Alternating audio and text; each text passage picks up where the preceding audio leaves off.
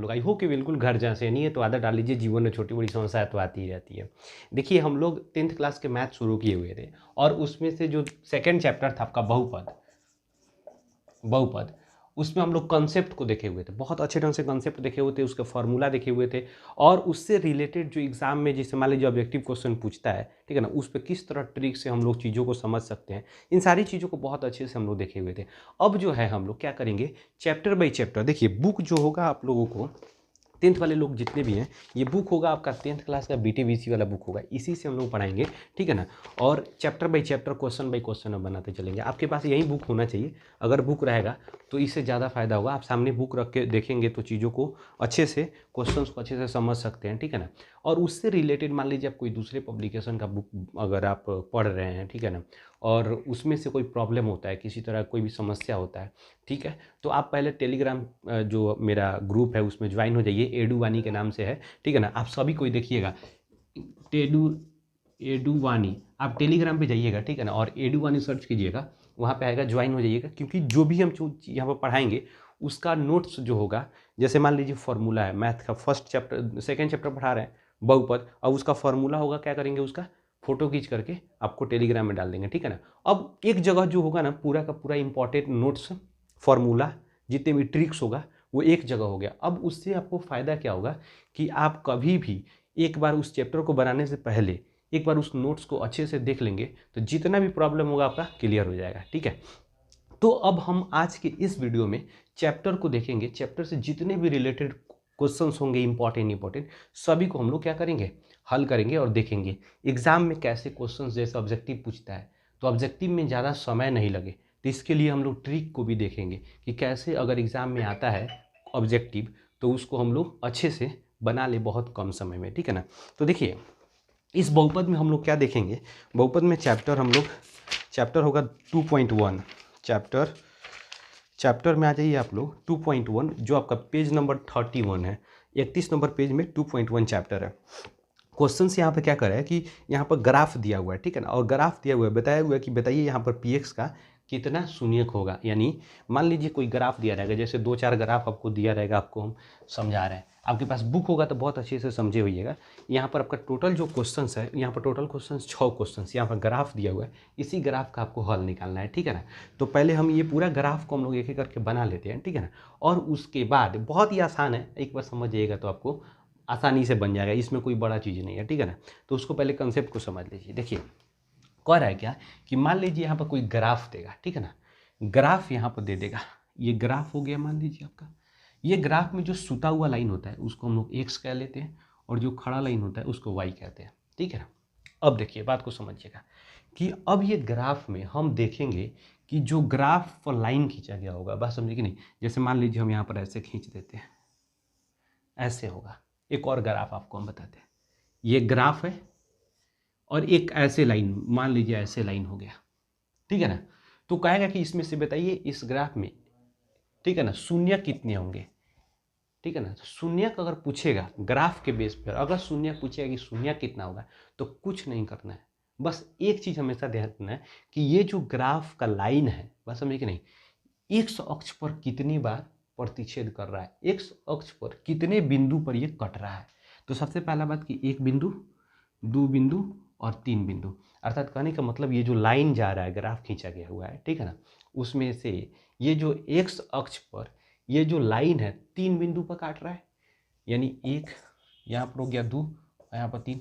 तो इसका हल कितना होगा, इसका हल यानी शून्यक जो होगा इसका, शून्यक जो होगा इसका वो 3 होगा। कितना शून्यक होगा, 3 होगा। इसमें कितना शून्यक होगा, नहीं होगा, इसमें ये y है ये x है, तो ये x पर तो एक भी बार नहीं काटा, x पर किसी बिंदु पर प्रतिच्छेद किया है, नहीं किया, तो इसका शून्यक क्या होगा, शून्य होगा। इसका शून्य कितना होगा, 0 होगा, कोई शून्यक नहीं होगा।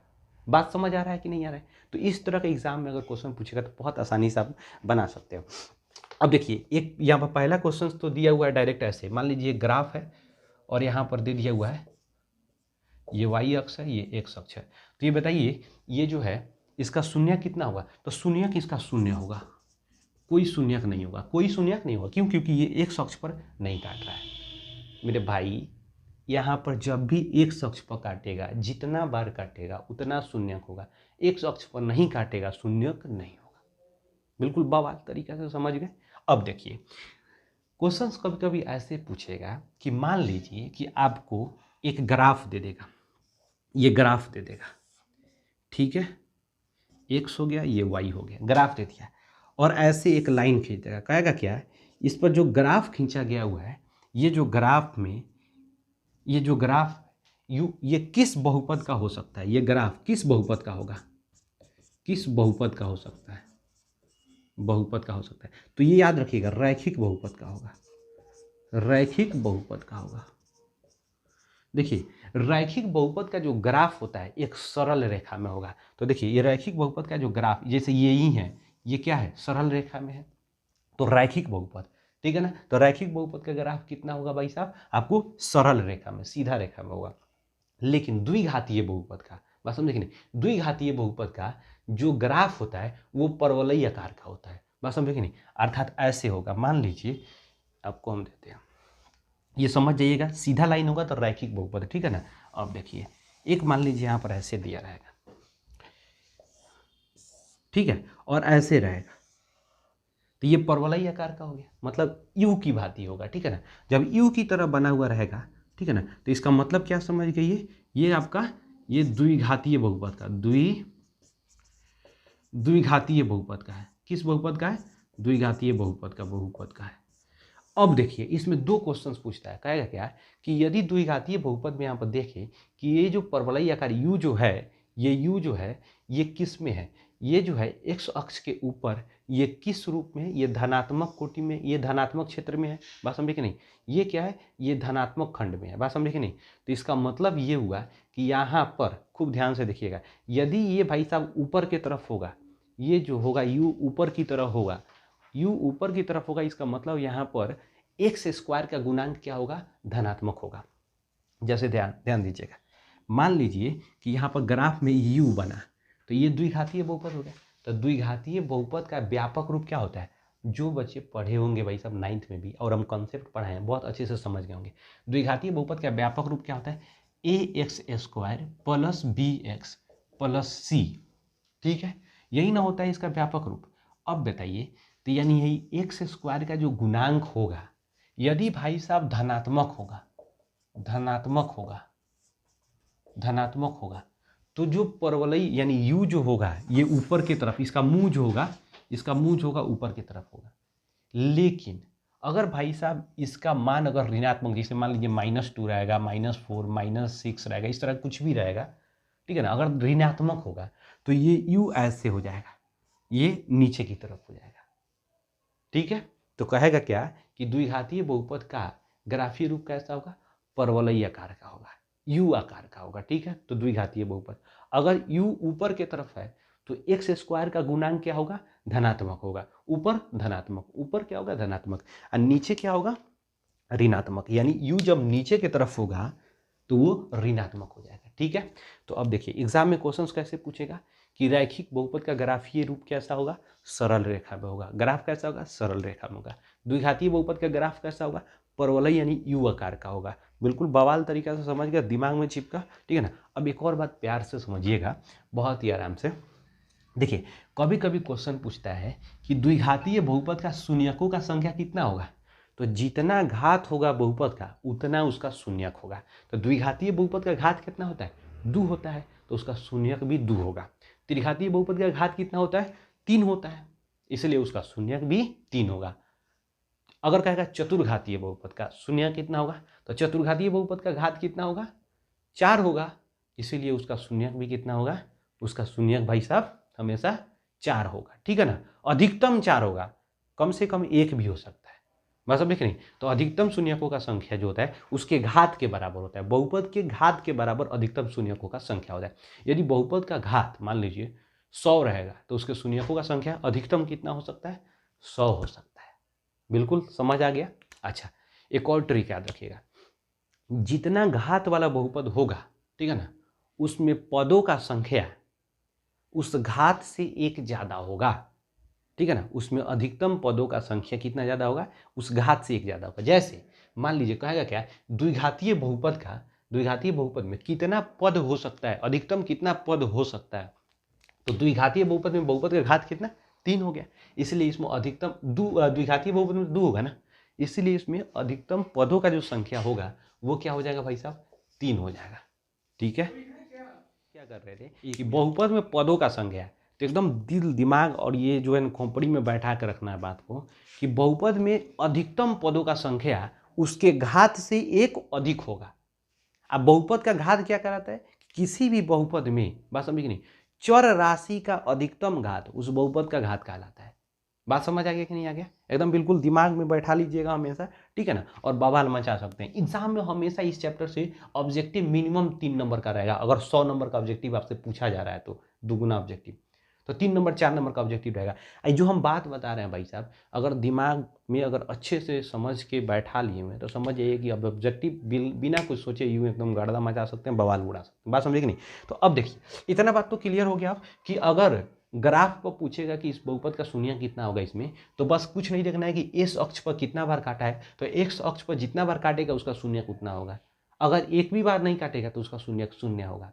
ठीक है। दूसरा क्वेश्चन हम लोग ये देखें कि यदि रैखिक बहुपद का जो ग्राफ होगा वो कैसा होगा, तो एक सरल रेखा में होगा। ठीक है ना, जैसे आप यहाँ पर हो गया, जैसे आप देख लेंगे ऐसे, मान लीजिए ग्राफ है तो इसका सरल रेखा में होगा, इसका मतलब ये रैखिक बहुपद है। अगर यू आकार का होगा जिसे परवलयी कहेंगे तो ये द्विघातीय बहुपद का ग्राफ होगा। ठीक है ना, लेकिन द्विघातीय बहुपद का ग्राफ ये इसमें 2 कंडीशन, यदि एक्स स्क्वायर का गुणांक प्लस में यानी धनात्मक है तो यू ऊपर के तरफ होगा, यदि द्विघातीय बहुपद यानी एक्स स्क्वायर का गुणांक अगर माइनस है, ऋणात्मक है, तो यू जो होगा ये नीचे की तरफ होगा, ऐसे होगा। ठीक है, बिल्कुल बवाल मचा सकते हो। ठीक है, अब देखिए, अब ये आपका चैप्टर जो है 2.1 समाप्त हो गया, बस इतना ही बात था। अब देखिए, अब हम लोग दूसरा चैप्टर में चलते हैं जो बहुत इंपॉर्टेंट चैप्टर है भाई साहब, बिल्कुल बवाल तरीके से देखिएगा। अब 2.2 में देखिए, 2.2 में क्वेश्चंस क्या कर रहा है, पहला चैप्टर के पहला क्वेश्चन है कि निम्नलिखित द्विघात बहुपदों के शून्य ज्ञात कीजिए और शून्यकों तथा गुणांकों के बीच के संबंध की सत्यता की जांच कीजिए। एकदम बिल्कुल बवाल चीज़ है। ठीक है ना, अगर अच्छे से समझ जाइएगा तो आप आराम से गर्दा उड़ा सकते हैं। ठीक है ना, चलिए इसको पहले हम लोग बोर्ड को थोड़ा सा, ठीक है ना, सफाई करते हैं, फिर उसके बाद हम लोग चैप्टर को देखेंगे, क्वेश्चंस को बनाएंगे। बहुत आराम से देखिएगा।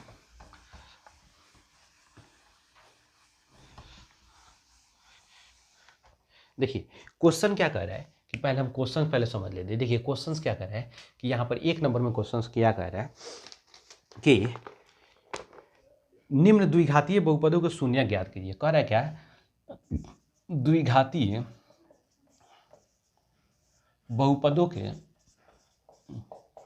बहुपदों के शून्य ज्ञात कीजिए, शून्य ज्ञात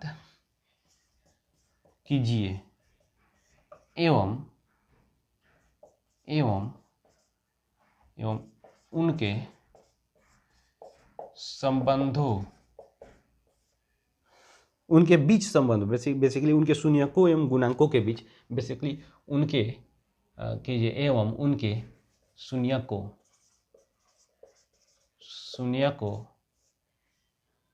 तथा गुणांकों के बीच, गुणांकों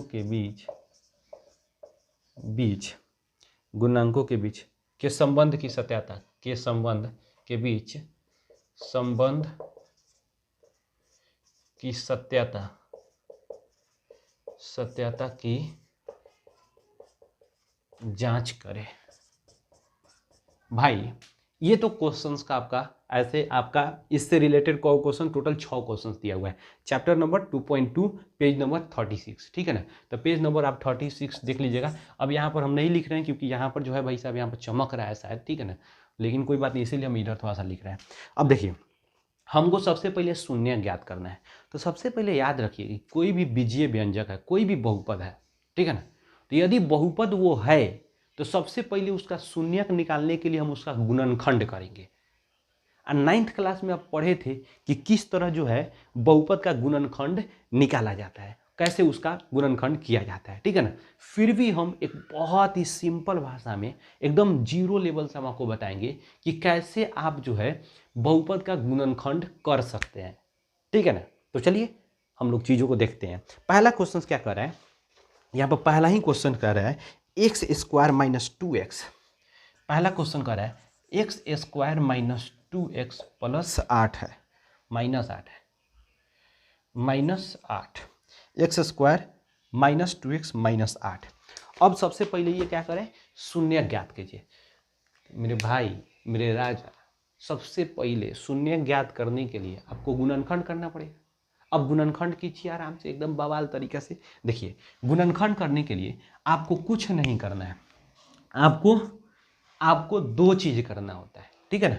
सबसे पहले दो बात आपको ध्यान देना है कि जो एक्स स्क्वायर है, बात समझे कि नहीं, यानी उस बहुपद में जो सबसे अधिक घात वाला पद है, ठीक है ना, तो यहाँ एक्स स्क्वायर का, ठीक है ना, उसके जो अचर राशि है उसमें ये दोनों में गुना कीजिए। सबसे पहले देखिए तो इसमें 3 गो पद है, 3 गो पद है तो बस दिमाग को एकदम शांत कीजिए, उसको एक सजा लीजिए। पहले क्या कीजिए, पावर के आधार पर सजा लीजिए। कभी कभी क्या होता है कि आपको पावर ऐसे दे देगा 2x minus 2x plus x square -8 ऐसे दे देगा, तो फिर ऐसे ही थोड़े बन जाएगा। इसको पावर के हिसाब से इसको क्या कीजिएगा, इसको मानक रूप में सजाइएगा। तो एक्स स्क्वायर माइनस 2x -8 ऐसे सजा लीजिएगा, तब ना सही से बनेगा। बात समझिए कि नहीं।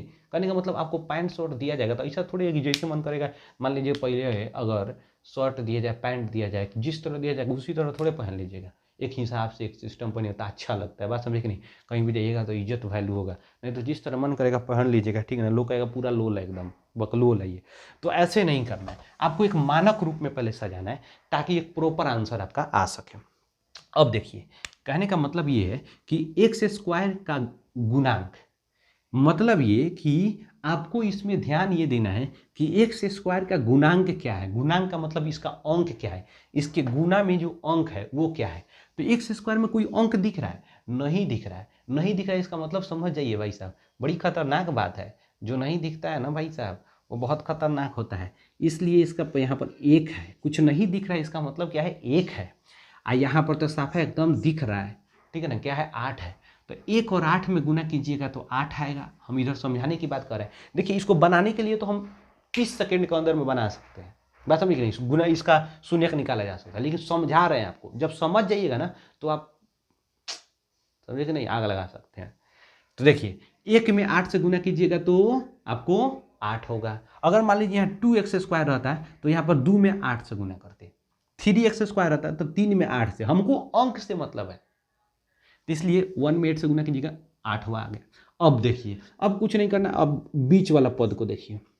बीच वाला पद को देखेंगे -2x है, तो अभी जस्ट बोले हमको एक्स वाई से कोई मतलब नहीं होता, हम अंक से मतलब होता है, ठीक है। अब अंक हमारे पास 2 आया, तो कह रहा है ये कि आप ये 8 का हमको ध्यान देना है कि दो कोई भी ऐसा संख्या खोजिए, 2 को कोई ऐसा संख्या खोजिए जिसको अगर गुना करे तो 8 आ जाए, और उस दोनों संख्या को एक दूसरे में जोड़े या घटाएं तो ये बीच वाला प्राप्त हो, यानी 2 प्राप्त हो, ठीक है ना। पहला क्या देखेंगे कि गुना करे तो 8 है, तो गुना करे तो 8 है, तो 1 गुने 8 आ गया, ये हो सकता है। इसको भी गुना करेंगे तो 8 आ जाएगा, ठीक है ना। दूसरी का ये हो सकता है 2 गुने 4 हो सकता है, इसका भी 8 आ जाएगा। और भी कोई संख्या है जिसको गुना 2 को गुना करेंगे तो 8 आएगा, नहीं है, ठीक है ना। बस अब आपके पास 2 है, इसी में से आपका बेड़ा पार लग जाएगा। अब देखिए, अब हमको क्या करना है, गुना करने पर तो 8 मिल जा रहा है। अब इस दोनों में क्या करेंगे, पहले घटाएंगे एक दूसरे से या जोड़ेंगे, तो ये 2 आ रहा है कि नहीं। अगर 2 आ गया तो समझिए कि वही आपका, बात समझिए कि नहीं, आपके लायक है। तो अब देखिए यहाँ पे देखिए 1 में 8 से गुना किए तो 8 आ गया, लेकिन 1 में 8 अगर 1 और 8 को जोड़िएगा तो 9 हो जाएगा, और घटाइएगा तो 7 आ जाएगा। हमको तो 2 लाना है ना, हमको क्या लाना है, 2 लाना है। तो ये भाई साहब आपके लायक नहीं है, इसको छोड़ दीजिए, बात समझिए कि नहीं, इससे आपका ब्रेकअप होगा। दूसरी क्या बात है, ये अब 2 और 4 में, 2 और 4 को अगर आप जोड़ेंगे तो 6 आ जाएगा, नहीं हो पाएगा। अब घटाएंगे तो 4 में से 2 घटाएंगे तो क्या आ जाएगा, 2 आ गया। ओ भाई साहब, मिल गई आपकी तलाश, ठीक है ना। अब आपका तलाश यहाँ पर पूरा हो जा रहा है, यानी जो आपका 2 संख्या खोज रहे थे वो आपका कौन कौन हो गया, 2 और 4 हो गया। अब देखिए बहुत अच्छा बात बता रहे हैं, अगर आप समझ जाएंगे तो कभी भी आपके दिमाग में ये बात आपके बस समझे कि नहीं, कभी भी गुणनखंड करेंगे तो आप एकदम मस्त बवाल मचा देंगे। पहले यहाँ पर देखिए, पहले यहाँ पर चिन्ह कैसा है, माइनस है, चिन्ह कैसा है, माइनस है। तो अब देखिए इस 2 और 4 में दोनों को चिन्ह से जोड़िएगा ना तभी तो होगा। तो यहाँ पर जो चिन्ह रहेगा ना, ये दोनों में जो बड़का है उसी के साथ लिख देंगे। जैसे यहाँ माइनस है तो यहाँ पर दोनों में बड़ा कौन है, 4, तो 4 को माइनस में रख देंगे और इसको प्लस में रख देंगे। अगर यहाँ प्लस रहता है तो 4 प्लस में, इसको माइनस में रखते। तो जो यहाँ पर चिन्ह है अगर घटाने पर आ रहा है, अगर घटाने पर आ रहा है, अगर घटाने पर बीच वाला संख्या प्राप्त हो रहा है तो देखेंगे दोनों का चिन्ह अलग अलग होगा तभी तो घटेगा। अगर दोनों का चिन्ह एक जैसा कर देंगे तब तो जुट जाएगा ना। अगर ये जोड़ने पर आता अगर 2, बात समझे कि नहीं, तो अब हम दोनों का चिन्ह एक जैसा रख देते जो यहाँ पर आता है। लेकिन यहाँ पर घटाने पर 2 आ रहा है, इसका मतलब दोनों संख्या का चिन्ह अलग अलग होगा। जब अलग अलग होगा तो फिर यहाँ पर बात फंस जाएगा कि सर कौना के साथ कौन चिन्ह लगाए, तो कौनों के साथ कौन थोड़े लगा देंगे, जेकरा जो लायक होगा उसके साथ लगाएंगे। बस समझे कि नहीं। तो आपको क्या करना है, पैचअप कराना है। पैचअप किस बात का कराना है भाई साहब, कि कौना के साथ कौन जाएगा, ठीक है ना। तो देखिए यहाँ पर जो चिन्ह है वो बड़ा वाला के साथ, जो बाकी बच गया वो प्लस तो उसको छोटा वाला के साथ, ठीक है। अब बस कुछ नहीं करना है दोनों के साथ, क्योंकि यहाँ x है इसलिए x लगा दीजिए। बस समझे कि नहीं। तो अब घटाइएगा बढ़ाइएगा तो minus plus 2x minus 4x, घटाइएगा तो 2x नहीं हो जाएगा माइनस 2x, तो बात यही ना हो गया, ठीक है ना। उसको तोड़ेंगे तो अब आइए, तो इसको कर लिया। अब हम आगे बढ़ते हैं। तो एक्स स्क्वायर यही तक मेन झोल था, एक्स स्क्वायर। अब देखिए यहाँ पर हमको क्या आ जाएगा, प्लस 2x या माइनस 4x यहाँ पर माइनस 8 है तो माइनस 8, ठीक है। अब आगे बढ़िए। अब देखिए दो का पद मिला, अब दोनों में से देखेंगे जो कॉमन होगा कॉमन निकाल लेंगे। अब दोनों में कॉमन क्या है, कॉमन का मतलब ये है कि अगर दो अंक में अगर कोई कॉमन निकल रहा है, इसका मतलब ये है कि दोनों में जो कॉमन अंक निकाल रहे हैं वो दोनों में शामिल है। जैसे मान लीजिए एक्स स्क्वायर यहाँ 2x है, तो इसमें अंक 1 है, इसमें अंक 2 है, तो दोनों में अंक अलग अलग हो जा रहा है, कोई मेले नहीं है, तो अंक कॉमन नहीं होगा। यहाँ x का पावर 2 है, यहाँ x का पावर 1 है, यानी दोनों में x है, तो सबसे छोटा पावर को कॉमन लेते हैं। पावर 2 पावर 1, तो पावर 1 कॉमन लेंगे, तो x कॉमन ले लिए अगर, तो यहाँ पर 2 x में से 1 x निकल गया, तो 1 x अब प्लस 2 बच गया। अब देखिए अब यहाँ पर अब थोड़ा सा लोचा फंसेगा। यहाँ पर जो चिन्ह होता है ना भाई साहब, यहाँ पर जो चिन्ह होगा अधिकतम समय में यहाँ पर जो फर्स्ट वाला चिन्ह होता है उसी को हम लोग कॉमन ले लेते हैं। और जब कॉमन माइनस लेते हैं तो उसके बाद वाला सभी टर्म बदल जाता है, उसके बाद वाला सभी चिन्ह बदल जाता है, माइनस प्लस में प्लस माइनस में हो जाता है। तो यहाँ अगर माइनस ले लिए तो उसके बाद माइनस खाली थोड़ी कॉमन लेगा, और भी कोई ना कोई होगा। यहाँ देखिए 4 है, यहाँ 8 है, यानी कहने का मतलब 4 और 8 में दोनों में 4 मिल जा रहा है, तो यहाँ 4 कॉमन ले सकते हैं, ठीक है ना। तो 4 कॉमन ले लेंगे, अब यहाँ पर घेर देंगे। अब देखिए यहाँ तो माइनस कॉमन ले लिए, तो अब बाद में जो बचेगा यहाँ पर 4x में से 4 निकल गया तो x बच जाएगा, और x ये जो होगा बच गया।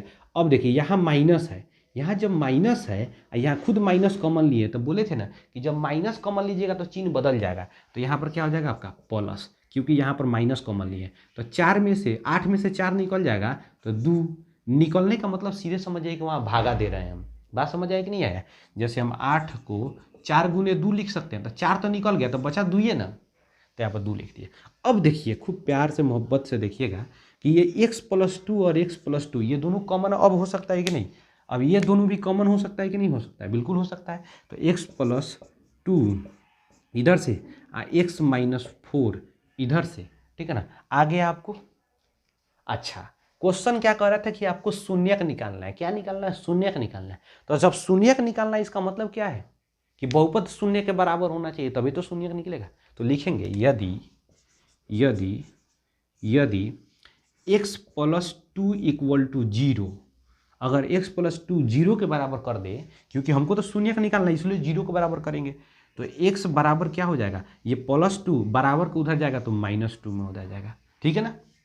पुनः अब हम x माइनस 4 इक्वल टू अगर 0 करेंगे तो x बराबर क्या हो जाएगा 4, इधर माइनस में 4 है तो उधर जाकर प्लस 4 हो जाएगा। यानी कहने का मतलब इसका 2 गो शून्यक मिल गया। इसका शून्यक क्या क्या हो गया, शून्यक क्या क्या हो गया, यानी बहुपद का शून्यक यानी x square minus 2x minus 8 का शून्यक जो होगा वो क्या हो गया आपका -2। इसका जो शून्यक होगा -2 और 4, ये इसका शून्यक हो गया, ठीक है ना। इतना तो आप छाप लीजिए पहले, ठीक है ना। अब उसके बाद हम क्या करेंगे, शून्यक का जांच करें, मतलब संबंध, गुणांकों के बीच संबंध, शून्यक के गुणांकों के बीच संबंध देखेंगे, ठीक है ना। सत्यता की जांच करेंगे कि क्या ये सही में जो शून्यक आया है वो सत्य है कि नहीं है, ठीक है ना। क्वेश्चन आपका ये कह रहा है, ठीक है। तो अब देखिए हम क्या कर रहे हैं, इधर से मिटका दे रहे हैं, ठीक है ना, क्योंकि आप उतार लिए होइएगा, ठीक है ना, छाप लीजिए। अब देखिए अब हम लोग जांच करेंगे। अब जांच क्या करना है, अब आपको ध्यान देना है यहाँ पर।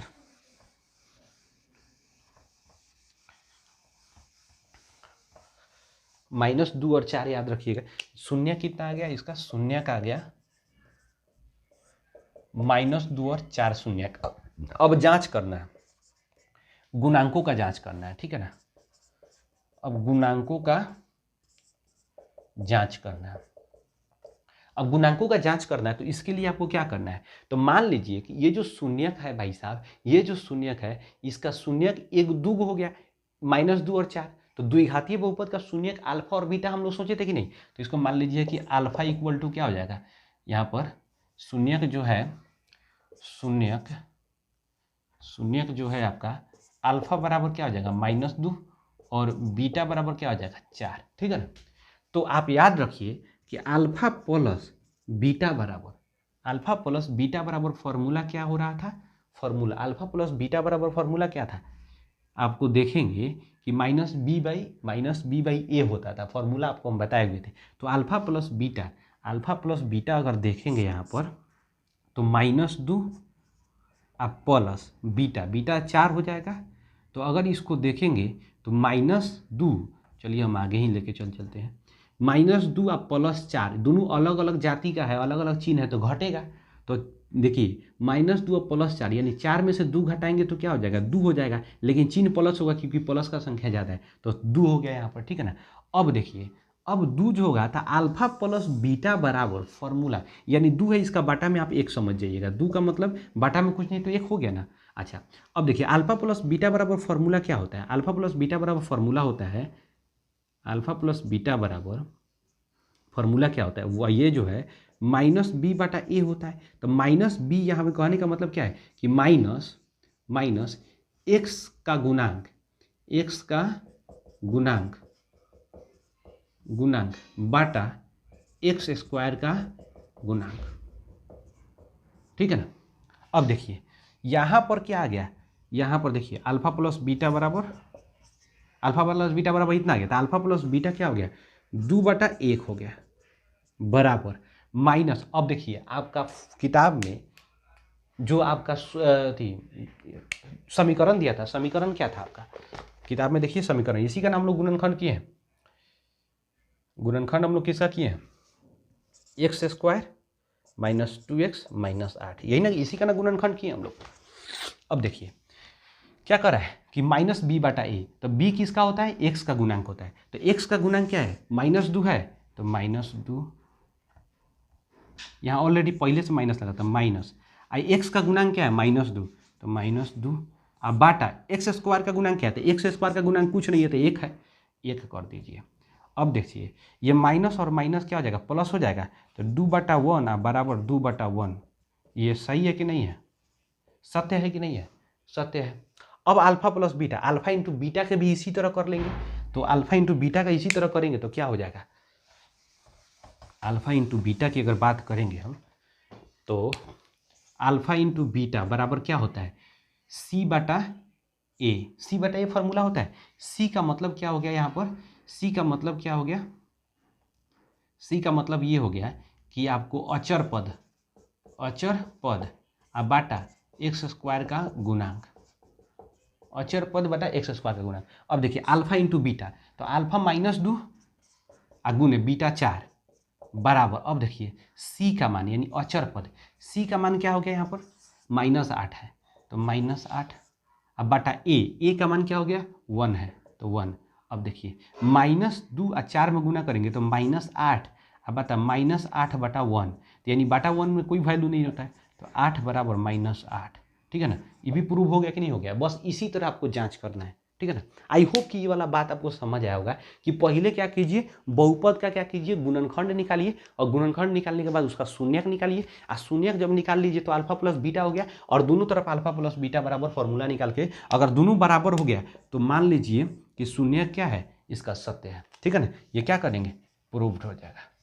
ठीक है ना, अर्थात जो हम बात समझे कि नहीं, बहुपद का शून्यक -2 और 4 निकाले हैं, बात समझे कि नहीं, वो क्या है, उसका गुणांक के बीच संबंध जो है, बात समझे कि नहीं, वो बिल्कुल सत्य है, सही है।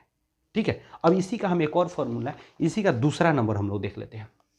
क्वेश्चन नंबर हम इसी का, ये 1 नंबर का जो है, क्वेश्चन नंबर 1 का जो है, ये दूसरा नंबर हम लोग देख लेते हैं। दूसरा नंबर क्वेश्चन क्या कर रहा है, 4s², इसी का दूसरा नंबर जो क्वेश्चन है 4s² -4s+1 ये हो गया। अब तो हम क्या करेंगे, पहले इसका गुणनखंड निकालेंगे, गुणनखंड निकाल करके उसका शून्यक निकालेंगे। तो देखिए, अब हम बोले थे कि जो स्क्वायर वाला पहला पद है उसका अंक से लास्ट वाला पद के अंक में गुना कीजिए। तो 4 में 1 से गुना कीजिएगा तो आपको 4 आ जाएगा। ठीक है ना, 4 में 1 से गुना कीजिएगा तो क्या आएगा, आपको 4 आ गया। अब कोई भी दो संख्या खोजिए जिसको गुना करे तो 4 आए, जोड़े या घटाए तो यहाँ पर बीच वाला पद क्या है, बीच वाला पद -4 है, तो जोड़े या घटाए तो क्या आ जाए, -4 है। बहुत ही आसान है, कुछ नहीं करना है आपको। मान लीजिए यहाँ दो संख्या आपको दिखेगा, एक तो 4 में 1 से गुना करेंगे तब 4 आएगा, या फिर 2 में 2 से गुना करेंगे तब 4 आएगा। ठीक है, लेकिन 4 में से 1 घटाएंगे तो 3 है, जोड़ेंगे तो 5, लेकिन हमको तो लाना 4 है तो नहीं हो पाएगा। 2 में 2 से गुना करें तो 4 आ गया, बहुत अच्छी बात है, लेकिन जोड़ेंगे तो 4 तो आ गया। यानी कहने का मतलब क्या हो गया, हमारे लिए जरूरी क्या है, 2 और 2 है। ठीक है ना, तो 2 और 2 को जोड़ने पर 4 आ रहा है, तो इसका मतलब दोनों का चिन्ह हम एक जैसा रख देंगे। तो एक जैसा क्या, जो यहाँ पर चिन्ह होगा दोनों का चिन्ह वहीं दे देंगे। तो देखिए 4s² -2s -2s, यहाँ -2 है, एस है तो दोनों में एस लगा देंगे। ठीक है ना, यहाँ पर एस आपको समझ, -2s आप +1। ठीक है, अब देखिए आगे आइए, अब दोनों में ये कॉमन, इसमें कॉमन दीजिए। इस 4s है, 4s², यहाँ 2s है, तो दोनों में कॉमन देखिए, यहाँ 4 है, यहाँ 2 है, तो 4 और 2 में 2 कॉमन हो जाएगा। ठीक है ना, तो पीछे आइए, 2 कॉमन लीजिए। s² है, यहाँ s है, तो यहाँ भाई s कॉमन हो जाएगा। छोटा वाला इसका मान जो होगा, छोटा वाला मान कॉमन लेते हैं हम। ठीक है ना, तो 4s² में से, ठीक है ना, अगर 2s निकलेगा तो 4 में से 2 निकल जाएगा तो 2, s² में से s निकल जाएगा तो 8। अब देखिए यहाँ पर समझिए, यहाँ पर तो माइनस है तो माइनस रह जाएगा, और 2s में से 2s निकल गया तो कुछ नहीं बचा, तो 1 बच गया। क्यों, क्योंकि 2s × 1, किसी भी संख्या को पूरा निकाल लीजिएगा, गुणनखंड के रूप में निकालिएगा, ठीक है ना, तो वहाँ पर कुछ नहीं बचता है, तो 1 बचता है, क्योंकि 1 में किसी संख्या से गुना करने पर 1 ही रहता है। ठीक है ना, मतलब वही संख्या रहता है, कोई फर्क नहीं पड़ता है, तो 1 हो गया। अब देखिए फिर यहाँ पर बताए थे कि यहाँ पर माइनस है तो माइनस कॉमन ले लेंगे, 2s है आप +1 है, तो इसमें तो कोई कॉमन ही नहीं मिल रहा है, तो कोई कॉमन नहीं मिल रहा है तो एक कॉमन ले लेंगे खुद से। ठीक है ना, क्योंकि एक में किसी संख्या और कुछ कॉमन हो चाहे नहीं हो, एक तो होता ही है, क्योंकि सभी संख्या में 1 से गुना करने पर कोई फर्क नहीं पड़ता है, इसीलिए -1 कॉमन ले लिए। जब -1 ले लिए तो यहाँ पर 2s बच गया, और यहाँ पर प्लस था, यहाँ माइनस कॉमन लिए तो -1 हो जाएगा। क्यों, क्योंकि यहाँ प्लस है तो माइनस हो जाएगा, क्योंकि यहाँ माइनस कॉमन लिए। अब देखिए ये दोनों पद सेम आ गया, 2s 1 क्या हो जाएगा, तो 2s - 1 × 2s - 1। कितना आसान है। अब देखिए समझिए, अब 2s - 1 हो गया, कहीं से कोई दिक्कत नहीं। चलिए अब इसका शून्यक, अतः शून्यक निकालना है ना, तो अतः 2s - 1 = 0 कीजिए, तो 2s बराबर -1 आके +1 हो जाएगा, तो s = क्या हो जाएगा, 1/2। ठीक है ना, पुनः उसी तरह पुनः निकालिएगा अगर, तो 2s - 1 है, माइनस सेम था है तो उसका भी वही मान आएगा, तो 2s = 1, तो s = 1/2। यानी कहने का मतलब इसका शून्यक 2 आया गया, यानी बहुपद का